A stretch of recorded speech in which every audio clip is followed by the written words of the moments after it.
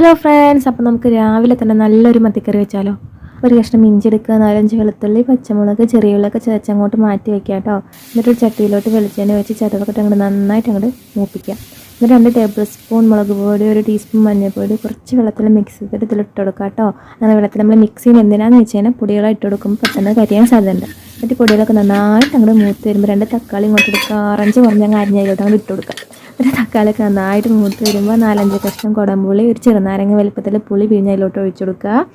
എന്നിട്ട് നമുക്ക് കറിക്ക് ആവശ്യത്തിന് വെള്ളം, കറിക്ക് ആവശ്യത്തിന് ഉപ്പൊക്കെ ഇട്ട് കൊടുത്തതിന് ശേഷം കറി നന്നായിട്ട് തിളയ്ക്കണ വരെ വെയിറ്റ് ചെയ്യും. നമ്മുടെ കറി നന്നായൊക്കെ തിളച്ച് വെന്ത് വരുമ്പോൾ മീൻ ഇട്ട് കൊടുക്കാം. നമ്മളിവിടെ 1 കിലോ കുഞ്ഞമത്തിയാണ് ഇട്ട് കൊടുക്കുന്നത് കേട്ടോ. എന്നിട്ട് മീനൊക്കെ നന്നായിട്ട് വെന്ത് വരുന്നവരെ നമുക്ക് അടച്ചു വേവിക്കാം. അപ്പോൾ നമ്മുടെ മീനൊക്കെ നന്നായി വെന്ത് വന്നിട്ടുണ്ട്. അപ്പോൾ നമ്മൾ കുറച്ച് കരിവേപ്പില ഇട്ട് കൊടുത്തിട്ട് നമ്മൾ അടുപ്പത്തുനിന്ന് വാങ്ങി വെച്ചിട്ടോ കറി. എന്നിട്ട് 1 ടീസ്പൂൺ വെളിച്ചെണ്ണ ഒഴിച്ച് കൊടുക്കുക. ഇത്രയുള്ള നമ്മുടെ കറി റെഡി ആയിട്ടുണ്ട്. നല്ല അടിപൊളി മത്തിക്കറി റെഡി ആയിട്ട് നല്ലൊരു സ്മെല്ലും നല്ലോണം വെള്ളവും വരുന്നുണ്ട്. ഞാൻ മത്തിക്കറി കുടിച്ചുകൊണ്ടിട്ട് വരാം. Bye, see U.